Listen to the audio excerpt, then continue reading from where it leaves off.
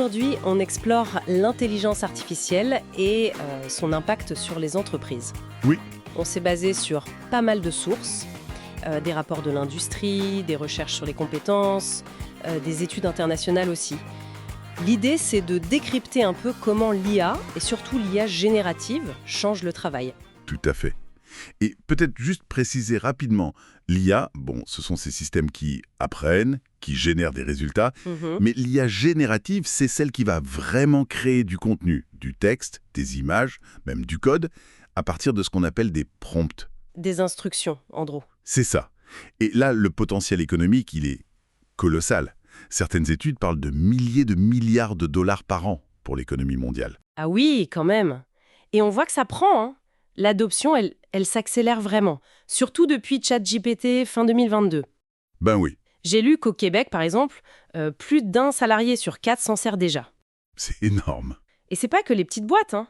Des grands groupes industriels, Stellantis, Thales, ils forment leurs équipes massivement. Oui, c'est une tendance de fond. Le Forum économique mondial estime même que d'ici 2027, quasiment 3/4 des entreprises dans le monde auront sauté le pas. C'est une vraie vague, donc. Complètement. Et les entreprises, elles y voient quoi? D'abord, des gains de productivité. Logique. Le potentiel est là, on parle de pourcentage non négligeable de croissance annuelle. L'IA automatise pas mal de tâches un peu répétitives, faire des synthèses, rédiger des ébauches. Ça libère du temps. Exactement, pour des choses plus stratégiques. Et puis, il y a le service client aussi. Une étude du MIT a montré, par exemple, une amélioration de 14% dans la résolution de problèmes avec un chatbot IA. C'est pas rien. Non. Et elle s'intègre aussi énormément dans les RH, pour le recrutement, l'analyse des CV, la gestion de performance, identifier les écarts de compétences, les skills gaps comme on dit, et même suggérer des formations personnalisées. Apparemment, ça intéresse beaucoup les pros des RH. Justement, parlons-en. L'impact sur l'emploi et les compétences. Parce qu'on entend tout et son contraire là-dessus. Oui, c'est le grand débat. Suppression d'emplois, création de nouveaux métiers, ou alors ça va juste augmenter nos capacités. Un chiffre m'a marqué. Quasiment 70% des chefs d'entreprise pensent que l'IA va demander de nouvelles compétences à la majorité des salariés. C'est ça. Et on voit déjà émerger des métiers... prompt engineer, c'est devenu le terme à la mode. Modélisateur IA aussi. Effectivement, la demande change. On a moins besoin de compétences très routinières et beaucoup plus de compétences numériques avancées. Programmation, analyse de données, ce genre de choses. D'accord. Mais aussi, et ça c'est peut-être moins évident mais crucial, les compétences sociales et émotionnelles. Collaboration, intelligence émotionnelle. Plusieurs études pointent ça du doigt. Ah oui. Oui. L'IA, en fait, est de plus en plus vue comme un assistant, un copilote, pas un remplaçant total. C'est rassurant d'une certaine manière. Oui, mais ça souligne l'importance capitale de la formation continue. L'apprentissage tout au long de la vie, c'est plus un slogan, c'est une nécessité pour éviter une fracture numérique. Confidentialité des données, par exemple. Ah bah oui, c'est un risque majeur. Si l'usage n'est pas cadré, ça peut poser de gros problèmes.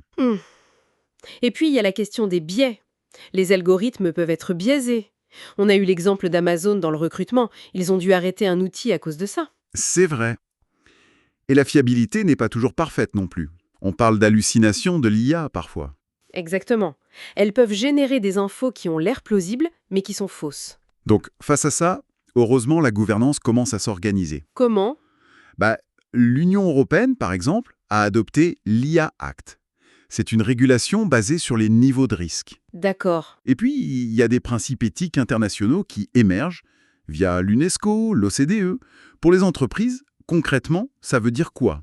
Mettre en place des garde-fous. C'est-à-dire, Assurer la transparence des systèmes, garder un contrôle humain sur les décisions importantes, utiliser des techniques pour réduire les biais aussi, dans les données, dans les algos. donc, un usage responsable et critique en fait. Voilà, c'est vraiment la clé. Il faut pas être naïf. Donc, si on résume, l'IA, surtout l'IA générative, ça transforme vraiment en profondeur les entreprises. Ça booste la productivité et ça change la gestion des talents. Oui? Mais ça impose un besoin énorme de nouvelles compétences de formation. Et les défis sont réels. Sécurité, biais, transition des emplois. Il faut rester vigilant, absolument. Et ça nous amène peut-être à une dernière réflexion.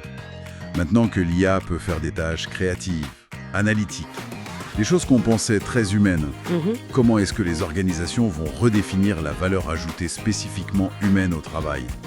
Qu'est-ce qui va nous rester, à nous, au-delà de juste superviser les outils IA? C'est une excellente question. C'est sans doute une question essentielle pour les années à venir.